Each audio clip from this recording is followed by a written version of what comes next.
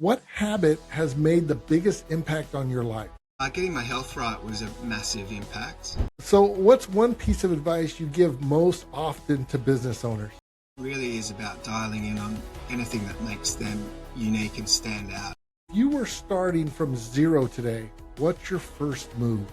If I'm starting with zero cash, I'm getting into networking as much as I can. Welcome to I'm Up, He Sees Me, I'm Down. Conversations on leadership, faith, and resilience with Mike Turner. This show is proudly sponsored by Alamo Tech and Mission Solution Partners. Welcome to another episode of I'm Up, He Sees Me, I'm Down. I'm welcomed by Wes Towers, is the founder of Uplift 360, a digital agency helping construction companies and trades turn their websites into real revenue-generating assets. With over 20 years of experience, he's built his approach the hard way through trial, error, and railroad execution, not theory. But beyond the business, Wes is a father of three who's navigated personal challenges, including divorce, while continuing to build both a business and a life rooted in authenticity, resilience, and staying grounded in what actually works. So Wes, welcome to the show. I'm so glad to have you on here. Oh, it's my pleasure, Mark. I really appreciate your time today. And it's great to connect globally, isn't it? Where I'm here in Australia, people can probably hear my accent. And it's early morning for me and probably the afternoon for you. And you said it, when we had our first conversation, it was like, I'm speaking into the future. So welcome to Thursday. Because it's Wednesday here, but it's exciting to have you on here, and I'm really excited to really kind of dive into your story a little bit and really just talk a little bit about your expertise and what you bring to the table, because I think you have a unique perspective in kind of this global market that we're living in. So without further ado, let's just jump into it a little bit and just tell us a little about where you grew up and what shaped your early life and kind of who's where. Yeah, well, there's lots that we could unpack, we could be here forever, I suppose, with all that kind of stuff. With everybody, isn't it? That's the really curious thing. Once you ask people about their backstory, there's always something interesting and unique. But yeah, I grew up, I suppose, in a unique way here in Australia, just outside of Melbourne, in a place called Geelong. So it's down near the surf coast. Those that are surfers might know Bells Beach and that sort of thing. So that's not too far away from us. But growing up, different seasons of life, we had very little. I remember as a child, sometimes, the pantry would be empty at the end of the pay cycle, but then you knew what was coming the following day. But I was aware as a young child that things were a little bit tight. So there was those seasons, but there was also seasons of somewhat of abundance, it felt like. So, also growing up on the waterfront. So those polar opposite seasons of life that sort of come and go, and you kind of, as a child, you understand these things differently, but upon reflection, I can understand that, what was going on a little better. So, and even just my heritage as well is a little bit blended. You probably can't see that looking at me. So I have some Aboriginal heritage, Indigenous Australians, but I also have some Chinese heritage. They came over for the gold rush. We had the big gold rush where lots of immigrants came and, tried to find gold. So lots of different things that were a melting pot for me to become who I am, and guided my path, I suppose. My mum was an artist, so the creative sort of. I was going to ask about that. Yeah. Yeah. Where you got some of that from? Yeah. So, and Dad was a shoe salesman, so he sold shoes and managed stores and so on. That's kind of a hands-on retail kind of guy as well. So, I kind of, like all of us, we just pick up lots of different things from various people that we bump into in the journey. Yeah, no, I love that. And, let's talk about the creative side a little bit, because, you said your mom, she was an artist. So that has to really fuel, watching her do, draw or paint or whatever art she's putting out there. That really should have fueled you very early on to be like, I love art, or I love, these avenues. For sure. I mean, it just opens up your eyes to opportunities that potentially other people may not have perceived or seen. I think that's true in every aspect of life. Like, certainly, we hear about that.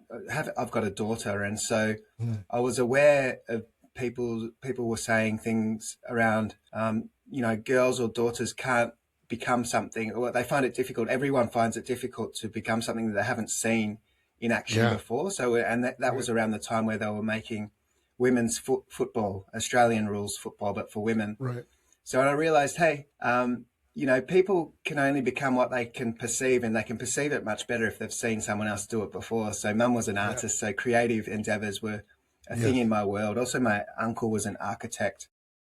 And so that was somewhat of a creative space as well. So creative businesses and so on were something on my radar always, and something that I felt I could do. Yeah, absolutely, because it's tangible for you. You can see it being done. Like it's interesting, like how somebody grows up and it becomes dad and son business, right? And as a plumber, or in the trades in general, right? Like you raised a son that becomes a mechanic, like you're a mechanic. That's just not by chance. That's just them being surrounded by what makes them work, and seeing that. So I love that. So that's interesting. So you mentioned going through, so one thing I want to talk about, because we'll get into this, the whole creative aspect a little bit more, but I wanted to just talk a little bit about this journey that you went on, because I think this is going to help a lot of entrepreneurs and just business owners in general really help juggle when things go wrong, and they go really wrong, and you still got to run a business. So at some point when you went from learning from a craft to actually building something of your own, you kind of hit a couple of roadblocks. So talk to me about this major life story that you had in regards to the divorce. So you had that going on. Yeah, even before we'll get to that, we'll certainly unpack the divorce, but it feels as though life, there's always roadblocks and overcoming challenges. You have setbacks, but you find new ways to get through. But certainly the divorce was the biggest one for sure. And so I was, running a business. It was successful, but fortunately I had built it in a way in which I had lots of time with the children. So I'd built the business around being able to do things like coach basketball and take the kids to school and, all of these things. So that's the biggest thing I'm thankful for, that I built a business in a way that supported my life, not the other way around. So, I had lots of time investment with the children, which turned out to be it's always an important thing, but when things break down in a marriage, these foundations are incredibly important. So absolutely, I was thankful I had those established, really solid connections with my children. But the divorce, anything in your life which can be a major disruption can have an impact on your business. If you're running a business demands so much of you mentally and sometimes emotionally, if things can be stressful and so on. So, but I was able to compartmentalize to a large degree. When I was at work, I could just focus on the work and do the thing. And, behind the scenes, be breaking down, crying like a baby under my desk sometimes, So, I mean, in one instance, at probably my worst, I was literally under the desk crying and shaking even. I was really probably close to a full breakdown. But I realized, hey, I've got an important Zoom call with a super large potential client. So I dusted myself off, got myself together, put the camera on, didn't turn the lights on so they couldn't see my red eyes, and somehow closed that deal.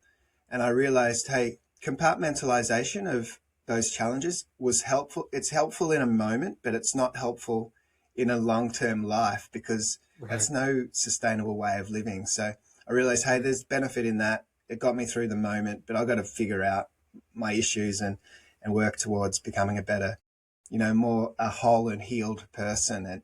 And forgiveness is always a massive thing when things, I found out something in the marriage that, I felt was not redeemable, and spoke it through with my pastor and so on. And he said, divorce is a live option if you feel that's what you need to do. And so we went through that whole journey, and it can be heartbreaking, but certainly I think it's an aspect of a man in that we can compartmentalize, and there's benefit in that, but there's also massive risk in that we can get to a point where it goes horribly wrong. And I think that's why we see, horrible things happen to men, because they can't manage their mental health very well. Yeah. It goes without being said, it's just when your emotions take over, they'll take over wherever you're at. You're driving down the interstate, under a bed, whatever the case is. It's just you, like you said, you compartmentalize for so long that's just going to be a part where you're just like, yep, it all falls in.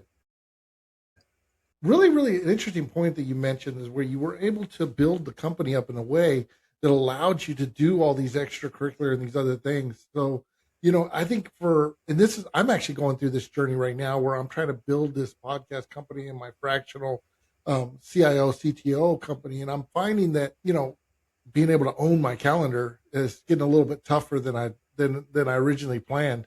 Yeah.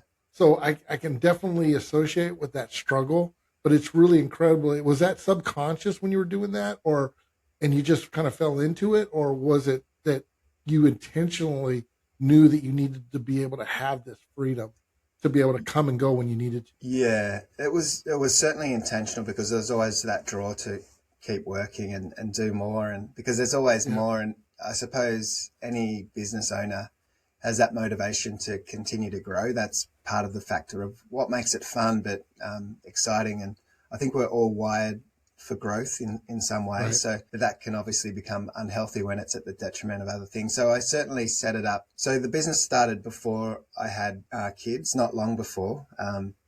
So I could, those early days, I could really invest a fair bit of time in getting foundations set up, because your first few clients can be really difficult to win. And I had no idea how to run a business for a start. So that I had a skill set. I knew how to do websites and marketing and so on, but all the other stuff I had no idea. So, you're figuring it out the hard way, learning on the fly, making lots of mistakes. But the stakes are fairly low because it's just, myself and my wife at the time who was working. So we had two people having an income and not lots of mouths to feed at home, not lots of kids. So the stakes were lower, but I got to learn through that. And the stakes just get higher and higher. You go buy a house, so you've got a mortgage. Got kids, schooling, we got them into private school. So, the stakes just get higher and higher, and the temptation is to continue pushing as if like you need to in the early days when maybe you don't. I mean, It's good to have additional income, but you get to a point where it doesn't have any meaningful difference to your life. Once you get things in place where you've got an income to sustain what you need to do, you've got a little bit of safety in there, so you're not living from cycle to cycle. You don't really need all that extra work that people keep striving for. Your kids are only going to be small for a short amount of time, and you want to make sure you invest as much as you possibly can in that time, because it's there and it's gone. They're only small kids for a little while, and then they're teenagers, and then they're out of the home. So, you got to spend your time wisely in those things. I think I read somewhere where they said that your children really only spend less than 10% of their entire life with you, or something. Some small percentage of their entire life is with you as parents, and after that, they're not there as or 15% or something like that. But it's a real small percentage of their entirety of their life. So you should really take advantage of the time you have with them when they're running around in their diaper or whatever, and chasing them and stuff. Man, I regret this a little bit for myself, because I was growing up and I didn't have much, kind of like you, and I wanted more for my kids, and so I worked 60-hour weeks and stuff for someone else and overtime as a consultant and all that. So my kids growing up, when they got older, they said, "Dad, I don't ever remember you being home," and I regret that, and and I'm still with my wife. We love each other. We see our grandkids and stuff. And so it's different for me now as a grandpa, because I am home and I am spending time with them. Like, I don't know if partially subconsciously I'm trying to make up for that. But yeah, for me, I couldn't agree more that, man, you can't get that time back and those memories back. You need to do it. But I also understand you got to pay the bills. But so you get to a certain point and you're doing well. You're starting to grow this company and everything. So let's talk about the company a little bit. I'd like to shift gears a little bit and talk about, you've really built a business through real world experience. So what mindset shifts made the biggest difference for you building this business? And tell me about what real world experience really means. Yeah. So working through the business, I started out pretty much as a generalist kind of a website design guy. And so that made things more challenging than they needed to be, because every single client came from a different industry, and you kind of have to figure out exactly what they do and how they do it, and what it means, so you could, you know, produce the website that matches that. And so every job was customized, and it took a lot of investment to figure out how to write the content and so on. So niching into something specific that I felt was really aligned to what we do best, which is the trades, construction, industrial brands as clients. That was the biggest lever I pulled that really made a massive impact. There's a time when we took on a project. I took it on for all the wrong reasons. It was fairly early on in business, and I had a lead developer at the time, but I was not a great leader in terms of, you know, a whole lot of things. I loved people, and I was good to people, but that leadership aspect maybe not so much. But anyway, so I could see he's getting a little bit bored with the work we were doing because it's so repetitive, and the standard operating procedures. I'm really diligent and making sure we follow a process to create the same quality of outcome every time. But that has the potential to be boring eventually. And this guy was getting bored. So a project came along to my desk, and I don't know how it arrived to me. I think someone referred it on, but it wasn't something that we would normally do, and it required technology that I had no understanding of. So I ran it past my lead developer, and he said, "Yeah, I know how to do it." I said, "Brilliant. Can you put a proposal together? Because I have no idea." He did that. I presented it. We won the job. And this is meant to take months, this job. And a couple of weeks into the project, he quit the job anyway. So I was left with this massive task of building out, because I believe a proposal and they signed off, I believe that's a promise, and I keep my promises. That's a core value. So I was going to do whatever it took to make sure we delivered. And we did do that. Lots of sleepless nights and, late nights, early mornings. At that time, I wasn't spending much time with the kids, so that little season of life. We delivered, we got it done. The client was not aware of the struggle I went through personally to get it done. But it was a real lesson learned the hard way. And, it was financial cost because it took so much more time than we anticipated of my time. And it meant I couldn't take on other jobs. I couldn't do anything else. Yeah. So massive cost, but also the massive learning, massive learning that, I've got to stick to what we do, stick to the vision of what we're trying to achieve. Don't deviate for all the wrong reasons. Just to keep one team member involved was the wrong decision. And I learned that the hard way, but we really dialed in on the niche from there on. Yeah. And, you spoke to this, and I think this is a key point that I think is that our listeners really should catch on to, is the vertical in which you finally adopted working with construction companies. Because what you did by taking on that vertical is you became a subject matter expert in their industry, right? Like you started to know their ins and outs and their pain points and things that someone looking in trying to say, hey, I can build you a website for half that price, but they don't know some of the intrinsic things that you learned along the way working that vertical. And I think that's a key. Once you try to specialize in a vertical, you really, and you get good at that vertical, that becomes a gold mine for you from a profit standpoint. Absolutely.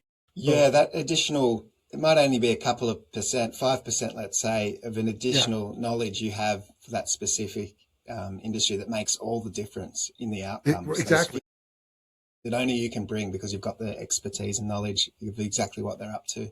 And I think if you get to a certain size, I think, so my naysayers would say, well, you don't want to just be working one vertical, because what happens if that industry tanks? Well, hopefully you're big enough that you can absorb that through whatever. But there is a risk there, right? So Wes, how do you combat the risk of working one particular vertical? Yeah, so I just shift gears when there's changes. So when there's pressures on the industry that I serve, what I find is larger companies are looking to save money in some way. Okay. And so I have the potential to win bigger clients. That's the way I look at it, because all of a sudden that I'm a small agency in comparison to some of the other players in my area and globally. Yeah. So they're all of a sudden considering ways in which they can get the same outcome, but at a lower cost. And potentially I am, because I'm running a lean operation. So whenever there's a downturn, I go for a bigger size of client, which initially it sounds counterintuitive, but when you figure that out, and when things are booming, I might lower it down to a slightly smaller type of client as well. So it's just a matter of shifting gears a little bit. Also shifting the service offering somewhat. So in downturns, they really need consider dialing up their marketing, there's two ways of looking at it. So some will just say, let's switch off every expense and cost. And obviously what we do is another expense. But there's others who go, well, there is a downturn. We've got to dial our marketing up because we've got to fight for the very few clients that are out there. We've got to make sure we get through. And so there's the two ways of looking at it. So it's a matter of finding those people who are, pressing on and pushing through. Those are brave enough to do so. That's a decision on their side. So, there's always opportunities in, effectively it's marketing that we're providing, and there's lots of potential clients out there. It's a matter of finding them where they're at and serving them to the best of your ability. I mean, the only way to produce wealth is to produce massive value. Wealth follows value. So the more value you can bring to your clientele, the better your business will be. And not that it's all about wealth, but it's a proxy for measuring value, I think. So, yeah. I like that. And, you also talked to us about, and so that is it. So let me take a step back real quick, and your perspective on how you pivot. That's really cool. I took a bit of that. I really like that. So something else that you talked about, obviously you work the vertical and stuff, and you mentioned you weren't pretty much a very good leader. Probably leading technical people was probably a struggle for you, but you also talk about authenticity and human connection.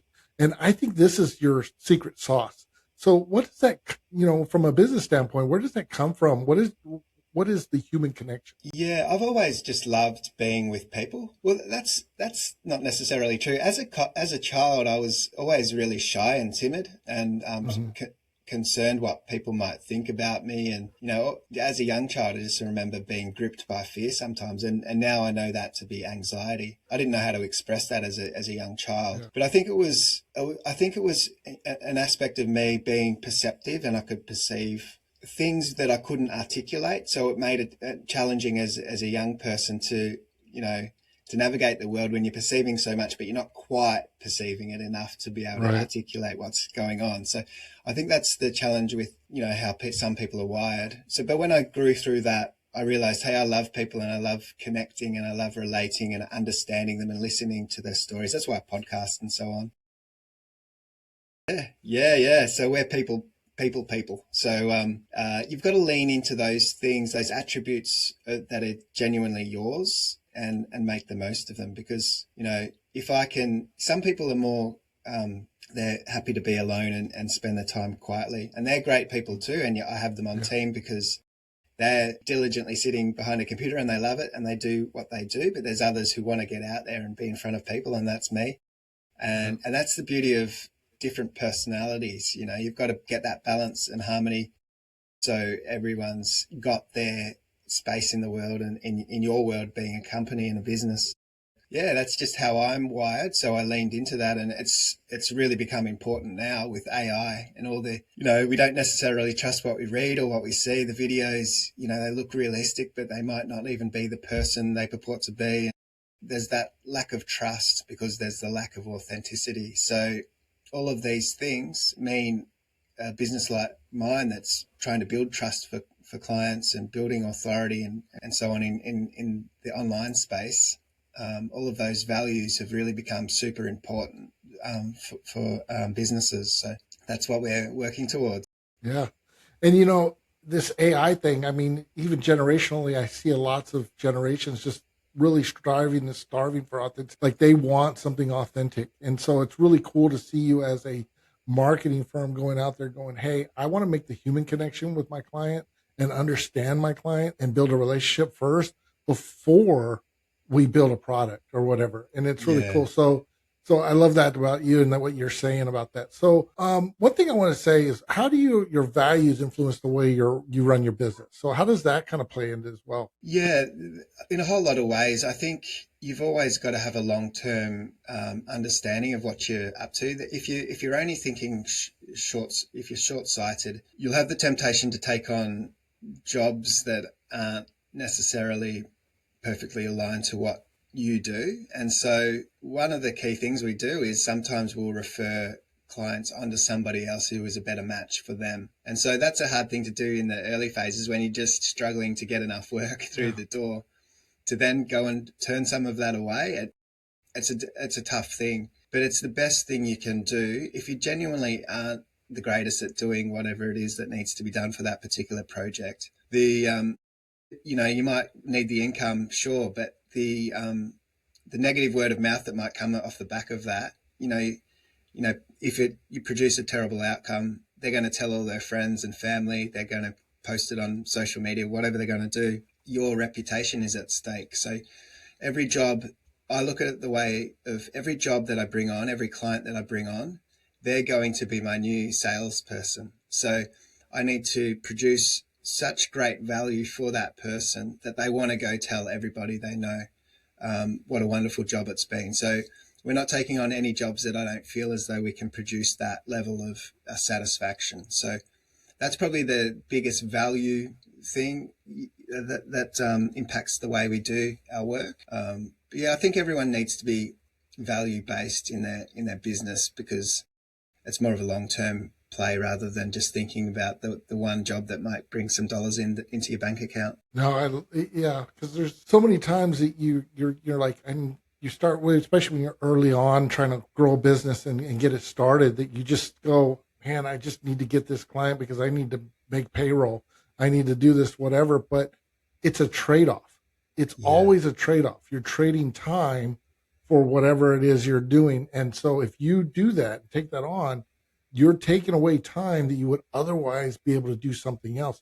So it's like, it's always that. It's a trade-off. And I think a lot of early entrepreneurs don't really realize that early on. They're just seeing what's in front of them. It's like, I can get this money, but they've basically closed the door, in essence, for other things that could have been opportunities that they could have won, because now they're engulfed in it. So very, very saying no to one thing is saying yes to something else eventually. Absolutely. Every single time. Right. So that's really cool. So you're right in the middle of one of the biggest shifts we've seen with AI. So we talked a little bit about it, like authenticity in AI. So what are you seeing that most business owners are missing as far as marketing AI and what's going on in this shift? Yeah, well, I think that you need to use the tools to your advantage, but you need to be the thought leader in anything that you're going to publish on behalf of your personal brand or your company brand. And I think that's a big mistake, that sometimes people lean upon the tool to do all the thinking for you. Okay. And all that means is you'll be producing the same as everybody else. It'll be generic and bland, because all these tools can do, if you're giving it nothing else, is pull in ideas from everybody else that's published already and collating it into something perceived to be new, but it's not genuinely new. So you've got to be the thought leader of anything you produce. Now, use the tools to polish it and enhance it and formulate it in a way that's, digestible for other people. But the best way to think about it, let's say you're writing some content for your blog, if you've got one in your website. If you start speaking to your device, I think that's the easiest way to make sure you're covering a lot of content, because these are large language models. They understand full, large language, lots of information. So the best way to do that is to speak to your device, less typing into your keyboard, but you just cover so much speaking to your ChatGPT, let's say. Yeah. I do it in the car oftentimes. I might just have a thought, and I think we all get those creative thoughts when we're out and about doing other things. So I just make sure I capture that if I'm in the phone, and I can. If I'm in the car and I can capture it in the phone, start talking and collating my thoughts and ideas. And by the time I get to wherever I'm driving to, I've got a blog post or whatever it is written down, or a new strategy that I want to apply, or it might be some client work that I think about. Hey, I've got this idea for a client. I'll start formulating it and ready to present it. So thinking about using tech in that different way, where you're the thought leader, feeding it all of your ideas and vision and values and everything, so it understands, and then refining it a little bit with AI and amplifying it, getting the message out there far broadly. Is the way to think you brought up a point that you mentioned on that I think it's a little tip for our listeners. Is one thing I do, and I started this probably early on in my AI endeavor, was I open up Notepad or notes on my phone, and I get my whole idea out on that. Like you said, I transcribe. I literally speak to my phone the entirety of what I'm trying to cover. And then And then when I get to where I'm going, I paste that into LMM and let it refine that. So that's a skill that I learned along the way, because I caught on to the same thing you've seen, where like if you have this back and forth with AI, you just go on this tangent somewhere weird. Like sometimes, like it's not like it's a hallucination from AI or anything. It just literally is just trying to solve a problem before it understands the entirety of it yet. And so that's just a little tip that I wanted to get out to the audience. And I think that's incredible that you also put that in the same way. Upon the same way of doing it. I think it's really powerful. It is an interesting space. My eldest son, he's an artist. He works with me one day a week, which is awesome. We spoke about kids and the investment you make, and you kind of think you're going to lose your kids when they move out and so on, and you become an adult. He's 20. But to get to work with him one day a week is awesome. I get to see him heaps. That's cool. But being in that pure artist kind of space, that's an interesting world to be in right now with anyone can create visually stunning imagery now. And so the value of the artist, we've got to think about it in new ways. And that's true in business as well. Just got to think about new ways of doing what we do. So that there's true value in there. Yeah. And, my son's also an artist. I'll put a plug in for him, traceriver.us. So he's got his own art out there as well. And I love that. I was having a conversation with the other day about AI and just, because I feel like a lot of artists, if I was an artist right now, I'd be feeling really intimidated that so many people can create stunning art and graphics and stuff. And I asked him, and he's like, Dad, it is cool, but what it doesn't do really well. And he started explaining to me, and of course I caught some of it, but he talked about contours and different things that make an art piece imperfect and make it beautiful because of its imperfections that AI doesn't necessarily do.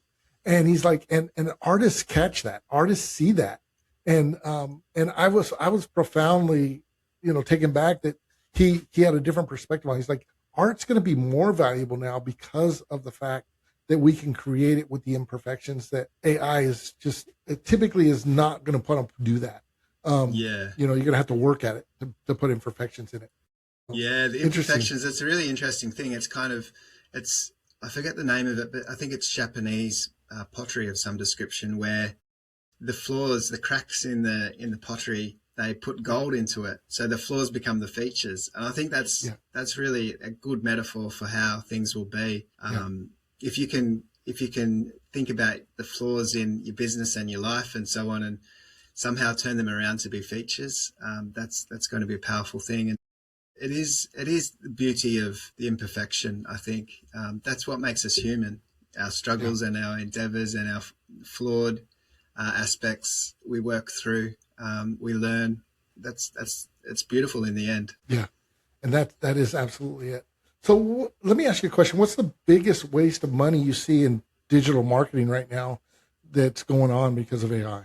Yeah, there's a few little hacky kind of tools that people try to do to cheat their way to the top in terms of Google ranking or showing up even in large language models.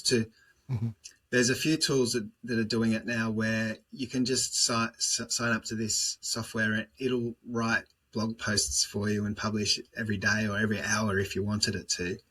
Right. And it's just pulling in keywords, so phrases you want to rank well for in Google, and trying to produce content that'll get Google's attention. But it's just generic, and it's really is spam. It's spam on your own website. And so it may work for a short time, but for the long term, the AI will figure out that this is just generic and bland, and there's no information gain.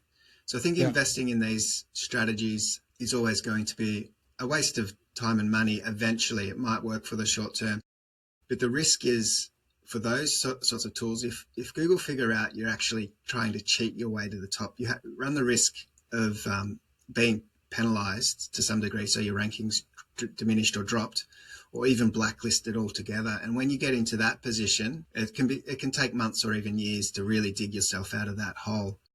So I think people signing up to SEO services, sometimes they just don't know what's happening behind the scenes.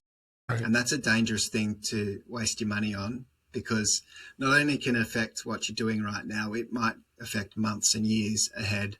So just be really careful where you're investing your marketing spend, and what exactly is being done when it comes to your website and optimization and so on. So yeah, if you sign up to a SEO program and you just don't know what's being done, there's that temptation for the provider of the service to try and cheat.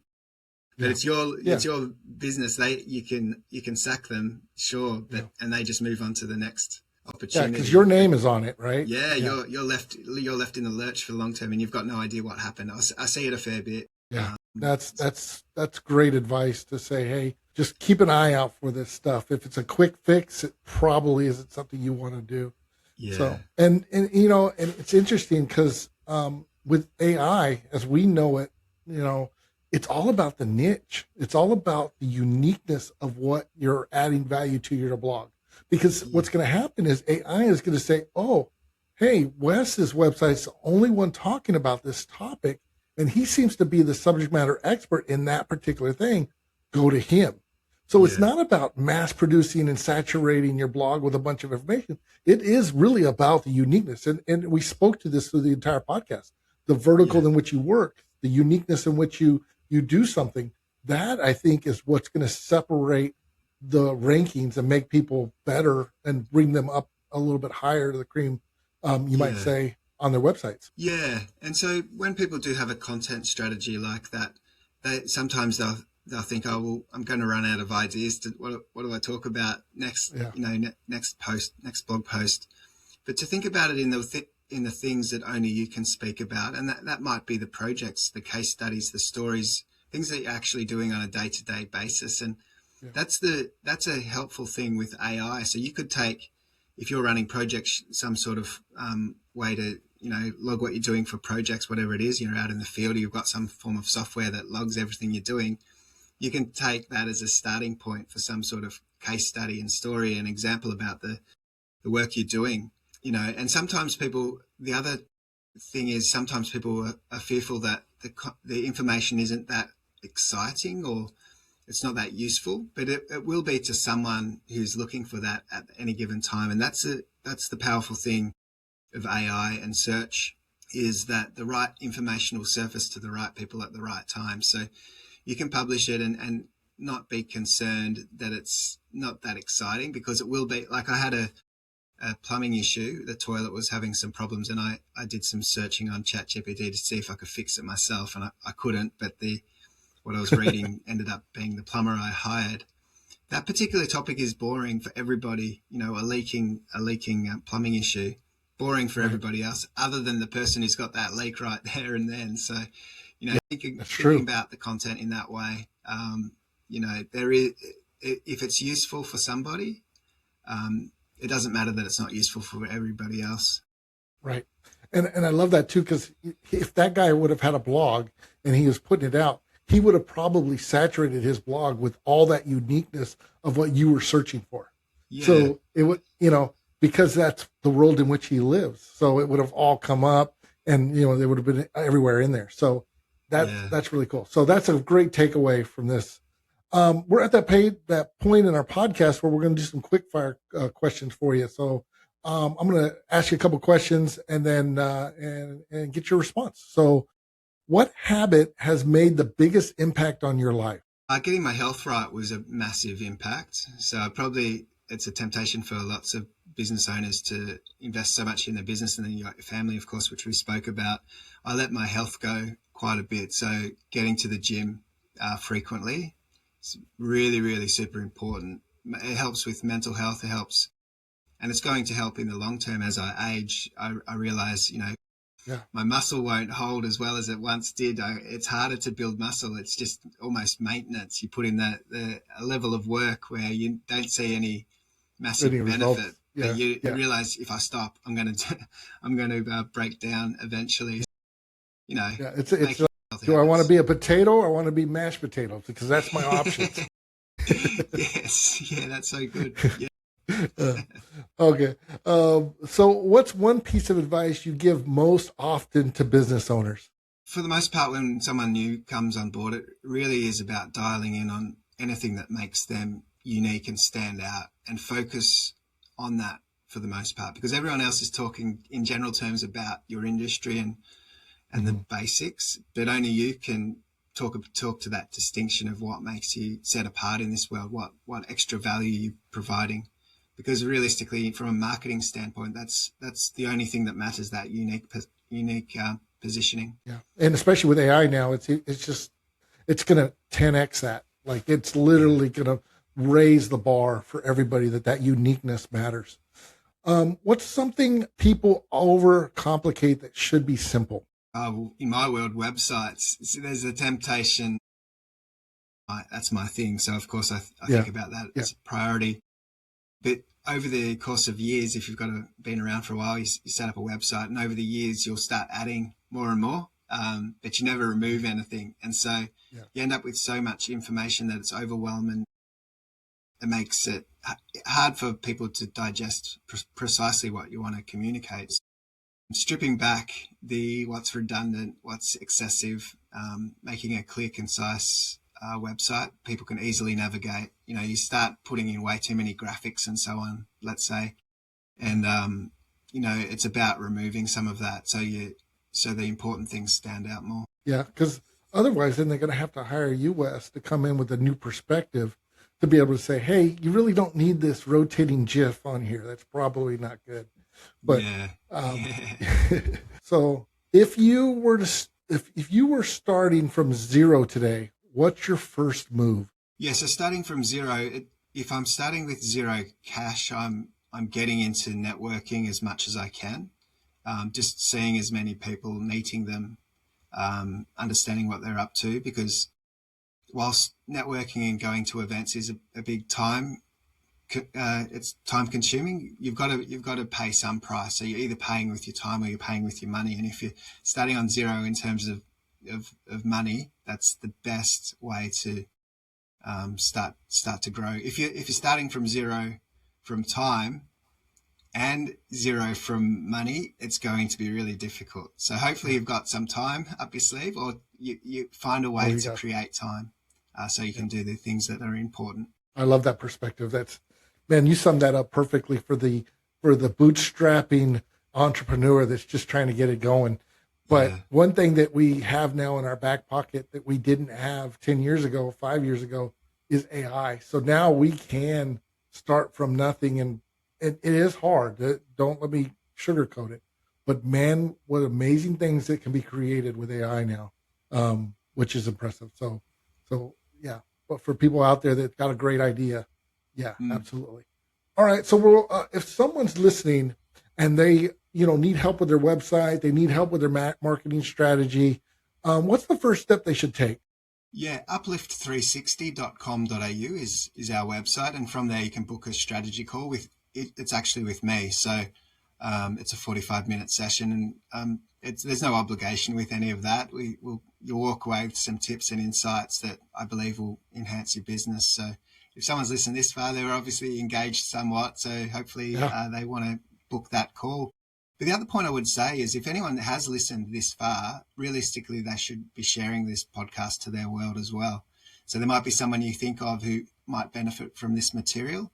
Please do share it, because it's where Mike and I are putting it together, freely available, and it should be a great resource to some people who it matters to. So share it to those people that matter in your life, and even generically on the share buttons and so on as well. Absolutely, and we couldn't emphasize that enough. By sharing it really helps us grow as a podcaster to podcaster.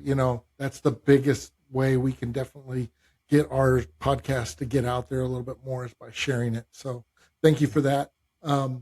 Thank you, Wes, for being on my podcast. It was amazing having you on here, and it's just a great conversation about your life and your business and just the journey that you're going down. So thanks again. Thanks so much. The time has flown by, so it's obviously been a great conversation. Thanks so much. Yeah, I appreciate it. Thanks for listening to I'm Up, He Sees Me, I'm Down. Follow the show for more conversations on leadership, faith, and resilience.